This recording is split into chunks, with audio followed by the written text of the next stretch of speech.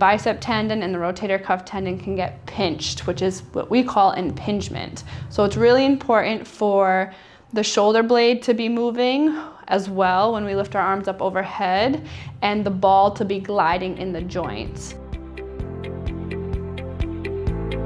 Hi everyone, Dr. Amanda Zariello from Restore Physical Therapy in Cranston, and today I'm going to talk to you about shoulder impingement. A lot of times patients will have anterior shoulder pain in the front or even down to the side, and it increases with overhead reaching or pressing. So a little bit about the shoulder joint. It's a ball and socket joint and similar to the hip, but it's a joint that is not very stable. It's a very mobile joint, so it has a lot of range of motion, but it really relies on tendons, ligaments, and muscles to stabilize the joint.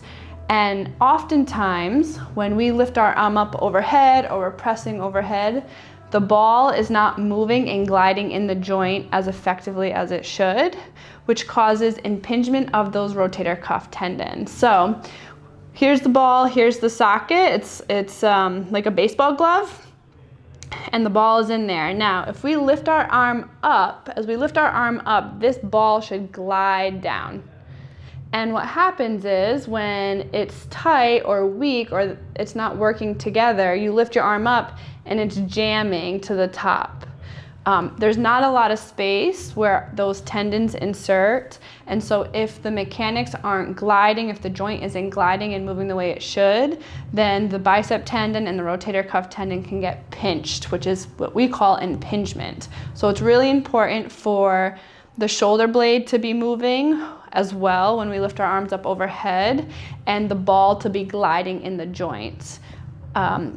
Sometimes people have really tight pec muscles, so if our shoulders, if we're more tight and more dominant in our front of our muscles, we start to kind of round, and that pulls the ball forward in the joint. So that already puts the shoulder at a more vulnerable position because it's a very unstable joint compared to the hip ball and socket joint.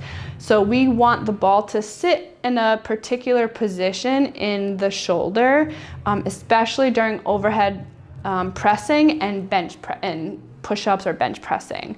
So the pec muscle is one of the muscles that you want to create length and space in. Your serratus anterior is the other muscle that helps to upwardly rotate your scapulas. So when you lift your arms up, your shoulder blade should kind of rotate up this way and then come back down. If those bones aren't rotating up, then that can increase your chances of getting pinching in that shoulder. And the third component is your rotator cuff. So your rotator cuff muscle basically creates a downward force of that ball and socket joint. So as you lift your arm up, the rotator cuff pulls the ball down.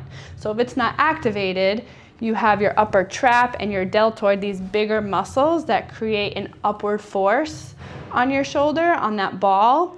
And if those are dominating you in your shoulder range of motion exercises or movements, and the rotator cuff isn't helping you, you're gonna have an imbalance, which is also gonna lead to that compression and decreasing that space in the shoulder. So 3 exercises to help decrease the shoulder impingement is the pec stretch, which I will show you, the serratus wall slide to help get those shoulder blades to upwardly rotate, and an external rotation exercise to get that rotator cuff to pull that ball down in the socket.